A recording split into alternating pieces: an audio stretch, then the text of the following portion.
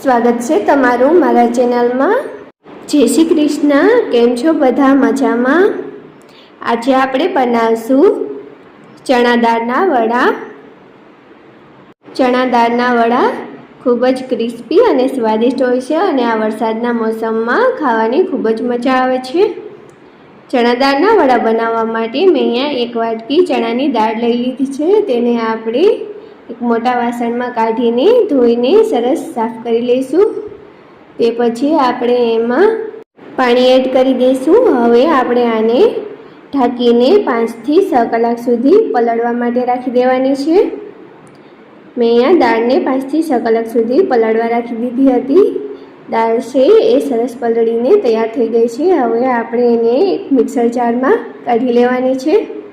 આ રીતે ચમચાની મદદથી આપણે દાળને એક મિક્સરમાં કાઢી લઈશું। દાળમાં આપણે જરા પણ પાણી આવવા દેવાનું નથી। દાળને આપણે મિક્સીમાં કાઢી લઈશું અને થોડી દાળ આપણે એક બાઉલમાં અલગથી કાઢીને રાખી દેવાની છે। તેને આપણે પીસવાની નથી। હવે આપણે એમાં મીઠો લીમડો આ રીતે તોડીને ઉમેરી દઈશું। 2 લીલા મરચાં, થોડું આદું, કોથમીર। હવે આ બધી જ વસ્તુને આપણે મિક્સીમાં પીસીને તૈયાર કરી લઈશું। આ રીતે આપણે આને થોડી જાડી પીસીને તૈયાર કરી લીધી છે અને આપણે એકદમ બારીક પીસવાની નથી। હવે આપણે આ મિક્સરને એક વાટકામાં કાઢી લેવાનું છે। આ રીતે બધા જ મિક્સરને એક વાટકામાં કાઢી લેવાનું છે। મિક્સર છે સરસ બનીને તૈયાર થઈ ગયું છે। હવે એક વાસણમાં તેલ ગરમ કરવા માટે રાખી દઈશું। તેલ ગરમ થઈ રહ્યું છે ત્યાં સુધી વડાનું બેટર બનાવીને તૈયાર કરી લઈએ। એમાં આપણે જે આખી દાળ રાખી હતી એ એડ કરશું। સાથે જે ઝીણી સમારેલી ડુંગળી એડ કરવાની છે। અડધી ચમચી જેટલું લાલ મરચું પાવડર, 1 ચમચી જેટલું મીઠું,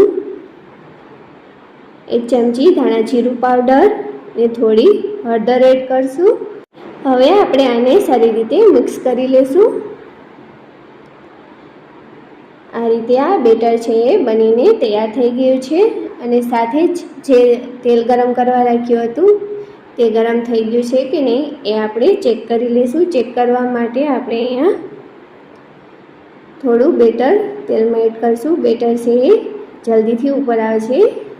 તેલ છે સરસ ગરમ થઈ ગયું છે। હવે આપણે આ રીતે વડા બનાવી લઈશું। આ રીતે થોડું થોડું બેટરને હાથમાં લઈને તેલમાં એડ કરશું। વડાને મીડિયમ ટુ હાઈ ફ્લેમ ઉપર ફ્રાય કરવાના છે। હવે વડાને એકવાર ફેરવી લેવાના છે। આ રીતે જાળાની મદદથી આને વચ્ચે વચ્ચે ફેરવતા રહીશું અને 2 થી 3 મિનિટ સુધી ફ્રાય કરી લેવાના છે। ધીરે ધીરે વડાનો કલર છે એ બદલાતો જશે અને આ ગોલ્ડન થવા લાગશે। તમે જોઈ શકો છો કે વડા છે એ ગોલ્ડન થવા લાગ્યા છે।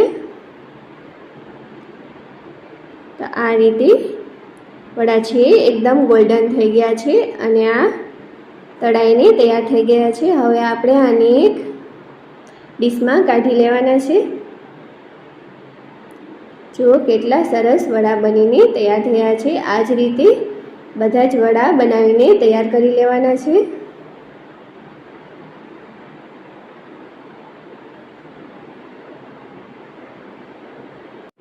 આ જ રીતે મેં બધા જ વડા બનાવીને તૈયાર કરી લીધા છે। હવે આપણે એને એક પ્લેટમાં સર્વ કરી લેવાના છે।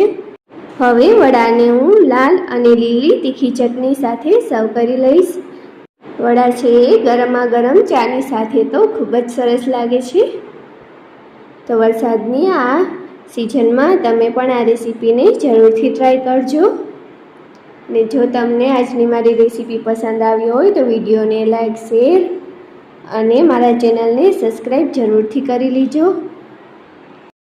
સાથે જ મને કમેન્ટ કરીને જરૂરથી કહેજો કે આજની મારી આ રેસીપી તમને કેવી લાગી।